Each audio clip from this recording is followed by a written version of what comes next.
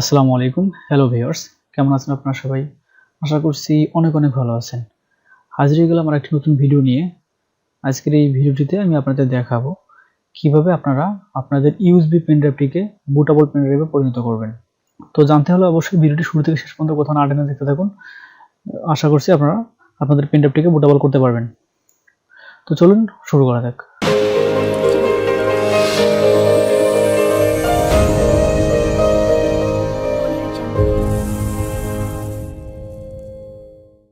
Alright, তো viewers, ভিডিওটি শুরু করার আগে একটা ছোট্ট রিকোয়েস্ট থাকবে। আপনি যদি আমার চ্যানেলটিতে নতুন হয়ে থাকেন তাহলে প্লিজ চ্যানেলটি সাবস্ক্রাইব করে পাশে থাকা বেল আইকনটি বাজিয়ে দিন। আর যদি অলরেডি সাবস্ক্রাইব করে থাকেন তাহলে আপনাকে অসংখ্য ধন্যবাদ। তো এর জন্য আপনাদের কাছে প্রথমে একটা সফটওয়্যার লাগবে। ওকে, তো সফটওয়্যারটির ডাউনলোড লিংক আমি ডিসক্রিপশন বক্সে দিয়ে দিয়েছি, আপনারা চাইলে সেখান থেকে ডাউনলোড করে নিতে পারেন। তো আমি আপনাদেরকে দেখাই যে কিভাবে আপনারা সফটওয়্যার ডাউনলোড করবেন। তো এর জন্য আপনারা যে কোনটা ব্রাউজার ওপেন করবেন। তো ব্রাউজার ওপেন করার পর আপনারা এখানে লিখবেন উইন্ডো ফ্ল্যাশ। ওকে, WINTOFLASH DWNLOAD window flash download লিখে আপনারা সার্চ দিবেন। তো উইন্ডো ফ্ল্যাশ ডাউনলোড লিখে সার্চ দিলে আপনারা প্রথমে যে ওয়েবসাইটটি পাবেন এখান থেকে ডাউনলোড করতে পারেন, অথবা দ্বিতীয় ওয়েবসাইটে ডাউনলোড করতে পারেন। তো আমি প্রথম ওয়েবসাইটে ঢুকতেছি। তো এখানে দেখেন এরকম একটা আইকন থাকবে, হ্যাঁ, এরকম একটা আইকন পাবেন এবং নোভিক্রো কোম্পানি, এই কোম্পানি থেকে এটা ডাউনলোড করতে হবে। তো আমি এখানে সিম্পলি ডাউনলোড ক্লিক করার মাধ্যমে ডাউনলোড করে নিচ্ছি। তো আমি এখানে ডাউনলোডে ক্লিক করতেছি, এটা আমি কেটে দিলাম।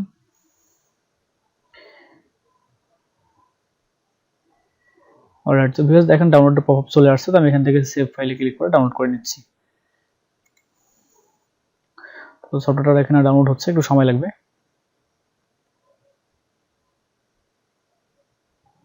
অলরাইট, তো ভিউয়ার্স দেখেন আমাদের ডাউনলোড কমপ্লিট। তো আমি এখন এই সফটওয়্যারটি এখান থেকে আমার ড্রাইভে চলে যাচ্ছি।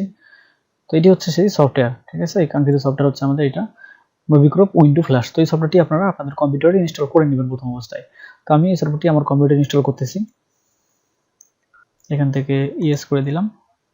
তো ইয়েসে ক্লিক করলে আপনারা এরকম একটা ইন্টারফেস পাবেন। তো এখানে যা আছে তাই, এখানে কোনো পরিবর্তন করতে হবে না। এখান থেকে আপনারা নেক্সট, তারপরে নাম যা আছে তাই next, create desktop shortcut icon, আপনারা এখান থেকে নেক্সট এবং ইনস্টল,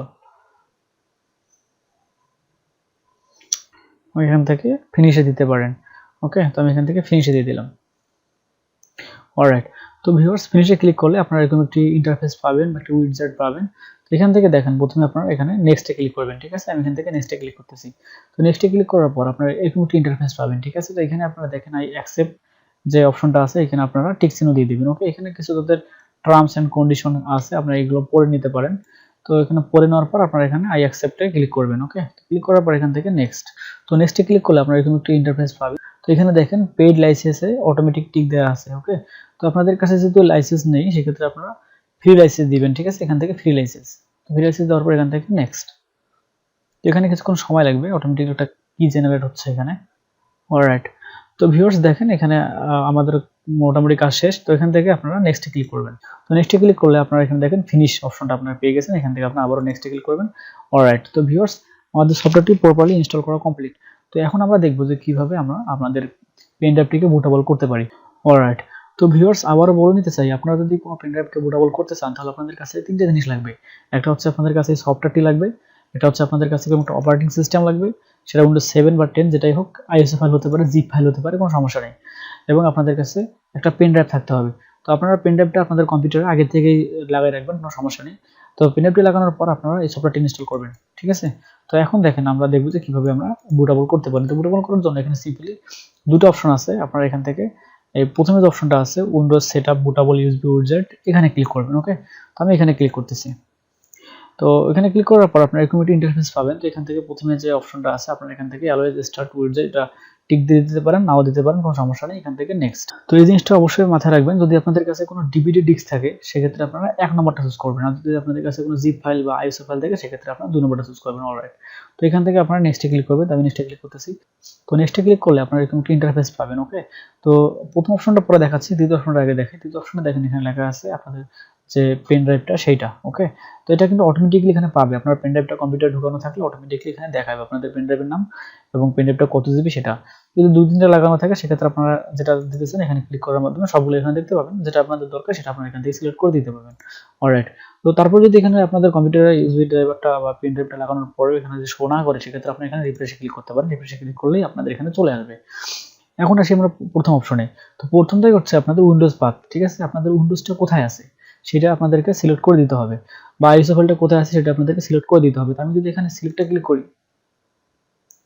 তাহলে দেখেন আমাদের কাছে একটা ফাইল চুজ করার অপশন চলে আসছে, ঠিক আছে। আমি যদি এখন এই যে ডেস্কটপে ক্লিক করি, এখান থেকে দেখেন যে অপারেটিং সিস্টেম, তো এখানে দেখেন এই যে এটা হচ্ছে আমার আইএসও ফাইলটা। ওকে, যদি আপনাদের কাছে ডিভিডি ডিস্ক লাগানো থাকে সেক্ষেত্রে আপনারা নিচে আসলেই এখানে ডিভিডির অপশনটা পেয়ে যাবেন, ঠিক আছে। ওখান থেকে আপনারা ডিভিডিটা সিলেক্ট করে দিবেন। তো যেহেতু আমার ডিভিডি নেই, আমি আইএসও ফাইল দিয়ে বুটেবল করবো, এই জন্য আমি এখান থেকে আইএসও ফাইলটা সিলেক্ট করে দিলাম। অলরাইট, তো ভিউয়ার্স এখন এখান থেকে আপনারা সিম্পলি নেক্সটে ক্লিক করবেন। তো নেক্সটে ক্লিক করলে আপনারা এরকম একটি ইন্টারফেস পাবেন। এখানে দেখেন লেখা আছে রেডি টু স্টার্ট, মানে স্টার্ট করার জন্য বা বুটেবল শুরু হওয়ার জন্য সবকিছু একদম প্রপারলি হয়ে গেছে, ঠিক আছে, এভরিথিং একদম রেডি হয়ে গেছে। তো এখন আপনারা এখান থেকে নেক্সটে ক্লিক করবেন।